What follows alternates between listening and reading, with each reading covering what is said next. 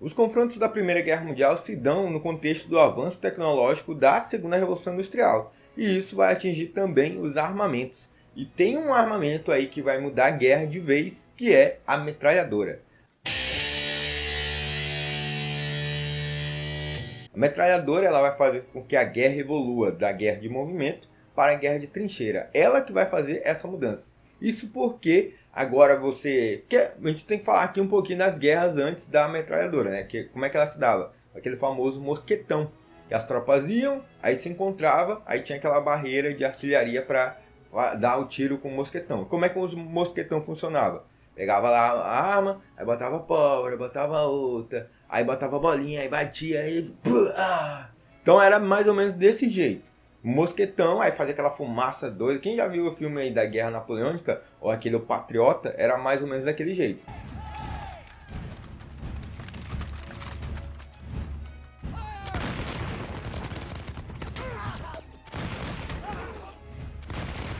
E nessa guerra a gente vai ter rifle mais preciso, a gente vai ter metralhadora, a gente vai ter um revólver, que é uma coisa que é melhor de atingir, né, de mirar, e a bala vai em uma direção mais certeira do que o mosquetão. Além disso, quando estava ali na trincheira, a gente tem a baioneta que botava caso você entrasse na trincheira para você atingir o inimigo. Vale lembrar também que essa guerra foi a última guerra onde a gente teve a cavalaria.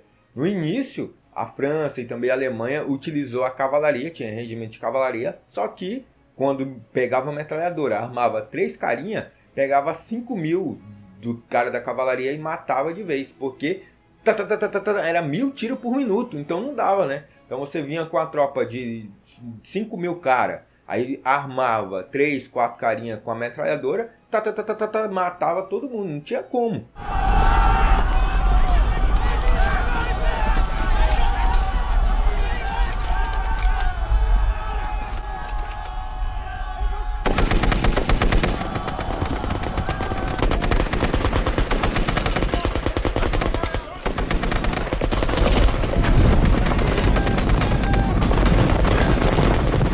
Então essa guerra, a metralhadora, vai mudar a guerra, porque agora você tem que se proteger. Como é que você se protege? Com um saco de areia na frente, fazendo buraco, para ficar protegido aí da metralhadora que ela pegava todo mundo de vez. Outro armamento, dessa vez inédito, que a gente vai ter aí na Primeira Guerra Mundial é o blindado, né? O famoso tanque, o tanque de guerra. Ele vai aparecer pela primeira vez em 1917. Ele foi uma invenção britânica. Ele vai aparecer porque era necessário movimentar as tropas. Então, para proteger as tropas, colocava o tanque na frente e as tropas iam atrás. Também era utilizado para ultrapassar as trincheiras. Pegava, passava por cima. Ele ainda não tinha aquela questão que era aquele tubo, né, onde botava um míssil e ele atirava. E isso só vai acontecer após a Primeira Guerra Mundial, nesse contexto da evolução dos armamentos. Outra inovação que a gente vai ter aí na Primeira Guerra Mundial são os combates aéreos, né, com os aviões. A princípio, os aviões não eram feitos para combate, eles eram feitos mais para observação. Então lá por cima era utilizado só para ver os pontos-chave da cidade, como polos industriais, fonte de combustível, onde é que são os trilhos, as rotas, como é que estavam as trincheiras, os acampamentos. Então eles eram utilizados mais para reconhecimento.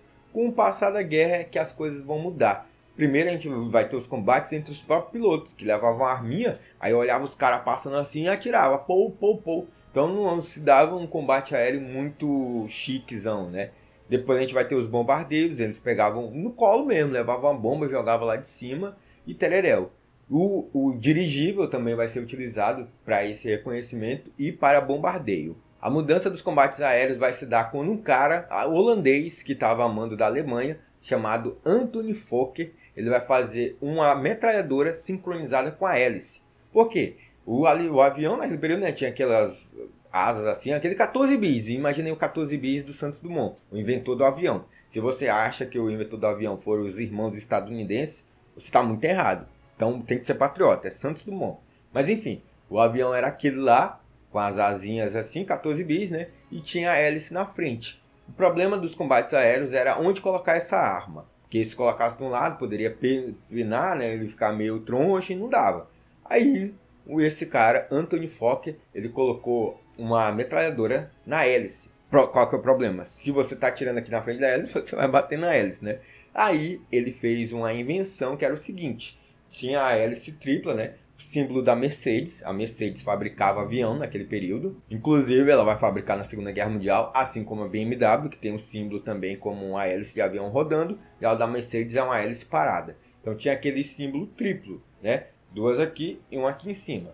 Vou botar aí na imagem para ficar melhor.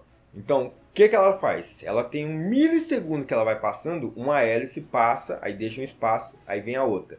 Aí deixa um espaço, aí vem a outra. Aí ele sincronizou a metralhadora para na hora que a hélice está passando aqui, ela atira. Tá, tá, tá. Aí vem a outra. Tá, tá, tá. Aí vem a outra. Tá, tá, tá. Aí vem a outra. Tá, tá, tá. Então é muito rápido, mas dava para sair a arma, né?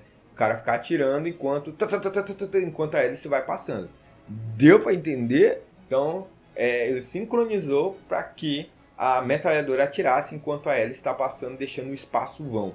Genial! Mas foi uma invenção que matava, né? Mas essa invenção aí fez com que os combates aéreos se tornassem comuns. É aí que a gente vai ter também os ases. Na França, geralmente o MAS da aviação, ele ganhava esse título quando ele abatia 5 aviões. Já do lado da Alemanha era mais difícil, era 10. E o maior AS foi o Barão Vermelho, o Manfred von Richthofen. Dizem que ele tem um parentesco aí com a Suzanne von Richthofen, aquela que matou os pais aqui no Brasil. Tem um parentesco aí longínquo, mas ele foi o cara que mais abateu aviões inimigos. Ele abateu 80. E engraçado que esse cara ele morreu não no combate aéreo. Ele morreu por um cara que estava embaixo. Ele morreu em 1916 na Batalha de Somme. Foi uma das maiores batalhas da Primeira Guerra Mundial. Então ele estava voando, aí ele deu um rasante assim. Aí o cara aqui embaixo mirou, deu um tiro. Pum! E dizem que atingiu bem o furico dele. Aí ele pegou a bala aqui embaixo e saiu atravessando.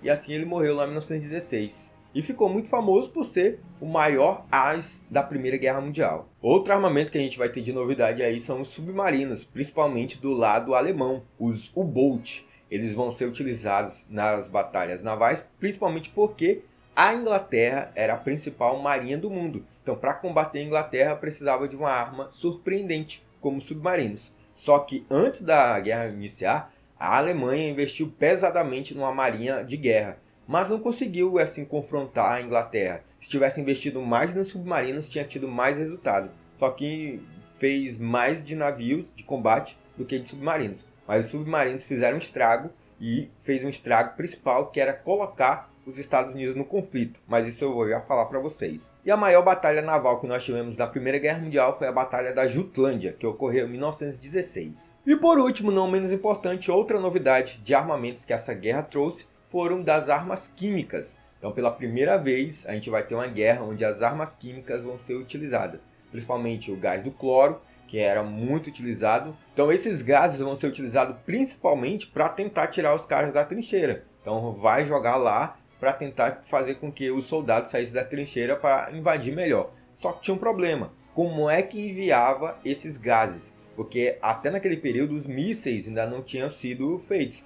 Então era feito de maneira bem rudimentar. Pegava os cilindros dos gases, abria e esperava o vento levar. O problema é que uma hora o vento está para lá, uma hora o vento está para cá. Então você poderia ser atingido pelo seu próprio gás que você soltou para lá, que de tarde o vento mudou e está trazendo gás para cá. Então era uma barata voa, era correria, era doideira.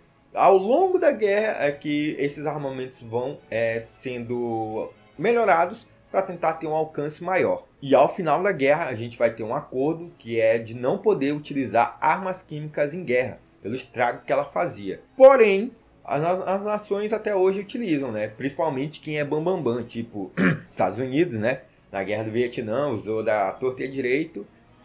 Algumas denúncias a respeito de Israel, utilizando bomba de fósforo, na questão agora atual aí contra a Palestina. O Japão também utilizou muito isso na Segunda Guerra Mundial. Então tem um acordo, as nações assinaram, que é para não utilizar armas químicas, mas mesmo assim eles utilizam. Então, basicamente, esses foram os principais armamentos utilizados e as principais inovações do campo das armas na Primeira Guerra Mundial. Então é isso, pessoal. Esse foi apenas o início da nossa série sobre a Primeira Guerra Mundial. Se você quiser a continuidade, comenta aqui que eu vou trazer para vocês. Então se você quer ver a continuidade dessa série, comenta aqui. No mais, se você não deixou o joinha, deixa o joinha agora. Se você não é inscrito, se inscreva e considere ser inscrito no Story2Flix, o clube de membros aqui do canal. Outra coisa, você que é membro, inicialmente essa série aí da Primeira Guerra Mundial vai sair só para membros. Eu tô vendo, eu vou ver se eu vou fazer um resuminho para deixar para o público em geral. Mas vocês que são membros ajudam o canal monetariamente, tô dando um conteúdo a mais. E após eu acabar essa série da Primeira Guerra Mundial, vai ter uma série sobre a Revolução Russa. Já estou preparando aqui, então comenta aqui se você quer ver o fim da Primeira Guerra Mundial e Revolução Russa. Quem sabe aí depois faço sobre a ascensão dos regimes nazistas, Era Vargas, Segunda Guerra Mundial. Meio que um mini curso sobre história do século XX. Gostaram dessa ideia? Comenta aqui.